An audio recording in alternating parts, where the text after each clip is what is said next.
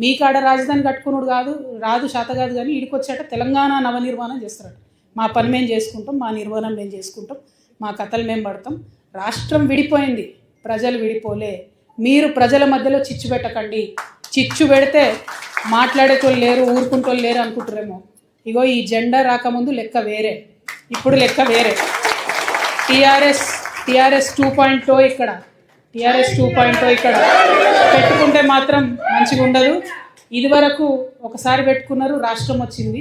ఈసారి మూతి పనులు రాలిపడతాయి. కాబట్టి మీరు మా ప్రజల్ని తక్కువ చేసి మాట్లాడడం, మా మేధావుల మీద చేయాలనుకోవడం, లేనిపోని సాంస్కృతిక పెత్తనం మా మీద రుద్దాలనుకోవడం, మీకు అక్కడ రాజధాని కట్టుకోవడం చేతగాక మీ పొలిటికల్ పంచాయతీలను తీసుకొచ్చి మా మీద రుద్దడం. ముందు మీ రాజధాని కట్టుకోండి. మా జిహెచ్ఎంసీ ఎన్నికలలో పోటీ చేసే విషయం మీరు మళ్ళీ ఆలోచించారు. మా జిహెచ్ఎంసీలో ఇక్కడ సెటిల్ అయ్యి ఇక్కడ ఉన్నటువంటి ఆంధ్ర బిడ్డలు మా వాళ్ళు. గత 12 ఏళ్ళుగా వాళ్ళని మేము కడుపులో పెట్టుకొని కాపాడుకున్నాం. ఇంకా ఎన్ని ఏళ్ళైనా అట్లనే కాపాడుకుంటాం. తెలంగాణ వాళ్ళం ఎవరిని ఇబ్బంది పెట్టేటోళ్ళం కాదు. చుట్టపు చూపుగా వచ్చినా, ఇంటికి వచ్చినా వాళ్ళని ఉన్నాం. వాళ్ళు మన దగ్గరే ఉన్నారు, మన దగ్గరే సెటిల్ అయింది. వాళ్ళతో ఇబ్బంది లేదు. రాజకీయంగా పెత్తనం చేస్తాం, సెక్రటేరియట్లో ఏలు పెడతాం, మీ విధానాలలో ఏలు పెడతాం, మీ నీళ్లు దోసుకుంటామంటే మాత్రం ఊరుకునేది ఉండదు. ఖచ్చితంగా చెప్తా ఉన్నాం. ఇవాళ మా ఉద్యమ ఆకాంక్షలో పరిరక్షణలో భాగంగా మొట్టమొదటిది మా అస్తిత్వాన్ని పరిరక్షించుకోవడం.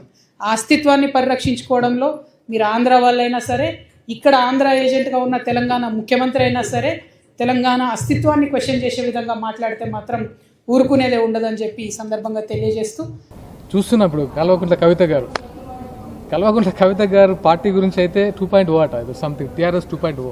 ఎస్, పార్టీలో ఏముందో తెలియదు కానీ మీ గెటప్లో మాత్రం 2.0 కనబడుతుందమ్మా. మీరు అక్కడి నుంచి అమ్మగా అందరికి ఇట్లా,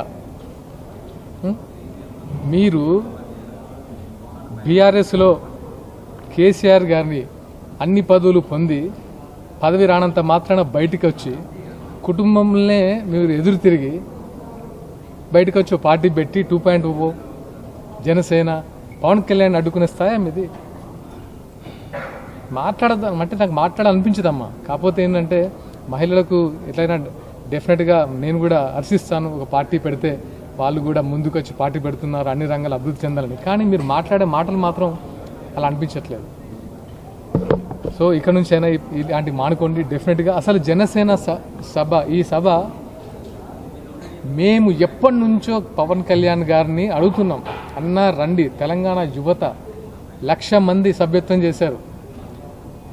దానికోసమే ఆ 1,00,000 మంది సభ్యత్వం చేసిన సాధకులను పిలిచి ఇక్కడ మేము సన్మానించుకొని వాళ్ళని ఉద్దేశించి మాట్లాడడానికి మేము సభ నిర్వహిస్తున్నాం. ఇది ఎప్పటి నుంచి కళ్యాణ్ గారిని తెలంగాణ యువత ఎప్పటి నుంచో రండి, మీరు మాకు సపోర్ట్ చేయండి, మాకు మీలాంటి నాయకత్వం కావాలని మేము ఆయనను వెంటాడుతున్నాం. ఆయన ఒప్పుకొని ఎస్ మీరు మన తెలంగాణ ఫైటింగ్ స్పిరిట్ నచ్చి ఆయన మా కోసం నడుస్తుంటే, తెలంగాణ బిడ్డల కోసం నడుస్తుంటే మీరు ఇలాంటి మాటలు. తెలంగాణలో జనసేన రాకూడదా? ఎందుకు మీకు ఎందుకంత భయం? డెఫినెట్గా రానున్న రోజుల్లో కొత్త రాజకీయం, మళ్ళీ చెప్తున్నాను, కొత్త రాజకీయ మార్పులే. ఇలాంటి పాతతరం రాజకీయం కాదు ఇప్పుడు నడిచేది. చూస్తున్నారు, జంజీలు చూస్తున్నారు, కొత్త యువతరం యువ నాయకులు వస్తున్నారు. నిష్పక్షపాతంగా నిబద్ధతతో పాలించే నాయకుల కోసం తెలంగాణ పీపుల్ ఎదురు చూస్తున్నారు. డెఫినెట్గా అదే జరుగుతుంది. దయచేసి ముందు మమ్మల్ని ఇబ్బంది పెట్టే ప్రయత్నాలు చేయకండి. చేసినా మేము చాలా ధీటుగా ఎదుర్కొంటాం. చూశారు కదా 4 రోజుల ముందు ఏం చేశారు? అబద్ధాలతో అసత్యాలతో ఆయన మీద బురద జల్లితే చెప్పాను కదా, ఆకాశం వైపు చూసి ఉమ్మేస్తే మన మీద పడుతుంది. అలాగే జరిగింది కదా. ఇప్పుడు ఉన్నారు కదా మూలకి, ఇంకా చాలు. తెలంగాణ పదం డిక్షనరీ లేదని మన తెలంగాణతోనే అనిపించింది. ఇవి మెడకాయ మీద తలకాయ ఉన్నాడు, ఎవడని డిక్షనరీ లేదంటాడా తెలంగాణ పదం? ఏడున్నది తెలంగాణ? రాజ్యాంగం చెప్పింది, భారత రాజ్యాంగం చెప్పి రాష్ట్రం ఇచ్చింది. ఎవడి డిక్షనరీలో, ఆంధ్ర డిక్షనరీలో ఉందా లేదా మాకు అవసరం లేదు. తెలంగాణ ప్రజలు రక్తం మరిగించి ఆత్మాహుతులు చేసుకొని కొట్లాడితే రాజ్యాంగబద్ధంగా పార్లమెంట్లో పాస్ అయ్యి అలా రాజ్యాంగం ఇచ్చింది రాష్ట్రం, రాజ్యాంగం ఇచ్చింది తెలంగాణ. మీ డిక్షనరీలో ఉంటే ఎంత, లేకుంటే ఎంత? మీరు ఏం డిక్షనరీ చదువుతున్నారో మాకేం తెలుసు, మాకు అవసరం కూడా లేదు దాంతో. అదొక మాట అన్నారు. అయిపోయిందా? అయిపోయినాక వెంటనే మంత్రి లోకేష్ గారు ఏమంటారు? మేము తెలంగాణలోకి విస్తరిస్తున్నాం అంటారు. అయ్యా లోకేష్ గారు, ముందు ఇప్పుడు వానాకాలం వస్తూ ఉన్నది. అయ్యా పవన్ కళ్యాణ్ గారు, మీరు రేపు పొద్దుగాలేంది తెలంగాణ నవనిర్మాణాన్ని పవన్ కళ్యాణ్ వచ్చి ఇక్కడ సభ పెడతాడు.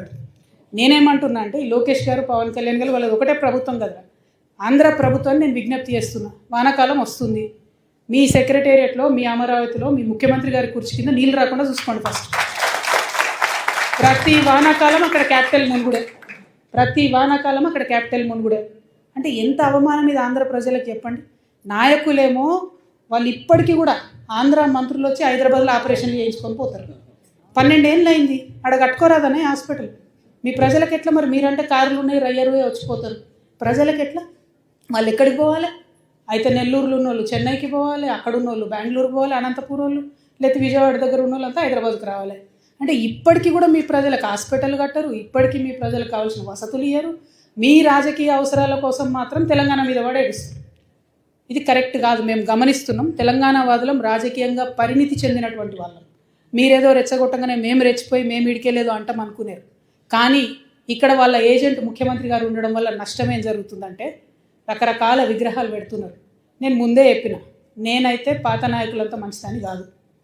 ఇట్లనే మీరు ఊకే చేసిండ్రంటే మేము ఖచ్చితంగా అధికారంలోకి వస్తాం. అన్ని విగ్రహాలు బిడ్డ పలగొట్ట ఆంధ్రాకి పార్సల్ చేస్తాం. నేనైతే అంత ఓపిక మంత్రాలని కాదు, అంత విశాల హృదయం లేదు నాకు. ఎందుకు ఈ మాట చెప్తా ఉన్నా అంటే రావచ్చు పోవచ్చు, రొయ్యలు అమ్ముకోవచ్చు, రావచ్చు పోవచ్చు, షూటింగ్లు చేసుకోవచ్చు, రావచ్చు పోవచ్చు, సినిమాలు తీసుకోవచ్చు. వ్యాపారవేత్తలకైతే ఎర్ర చివాచి వేసి వెల్కమ్ చేస్తాం. ఎందుకంటే స్విట్జర్లాండ్ అని కాలు పట్టుకొని, యూకే అని కాలు పట్టుకొని, జపాన్ అని కాలు పట్టుకొని ఇడికి రాండయ్యా భూములు ఇస్తాం అంటున్నాడు. ఆంధ్రాలో శ్రీ సిటీ అని కట్టిండు ఆయన, ఎవరో రెడ్డి శేఖర్ రెడ్డి ఎవరు, ఆయన కూడా వెల్కమ్ చెప్తాం మనం. ఎందుకంటే నేను ఒక పేరు ఎందుకు చెప్తున్నా అంటే సక్సెస్ఫుల్ మోడల్. అక్కడ 30 దేశాల నుంచి వచ్చి కంపెనీలు పెట్టుకురు ఆయన సిటీలో. ఇక్కడికి వచ్చిండు అనుకోండి, మన దగ్గర 60 దేశాలలో వచ్చి కంపెనీ పెడతారు. మాకు ప్రాబ్లం వాళ్ళతోని కాదు, ప్రాబ్లం వల్ల మీళ్ళు వచ్చి మళ్ళా ఆంధ్ర రాజకీయ నాయకులు వచ్చి సెక్రటేరియట్లో గంట తిప్పుతామంటేనే మాకు ప్రాబ్లం. అది రానియం. ఇక పవన్ కళ్యాణ్ గారు ఆయన మీద ప్రొఫెసర్ నాగేశ్వరరావు గారు ఒక మాట మాట్లాడారు.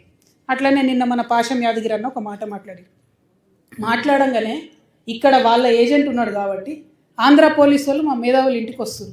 ఇట్లా చేస్తే మాత్రం ఊరుకోం, క్వశ్చనే లేదు. మాకు అన్ని రైట్స్ ఉన్నాయి, మేము అనుకున్నది మేము ఖచ్చితంగా చెప్తాం. రాజకీయంగా దమ్ముంటే దాన్ని ఎదుర్కోండి.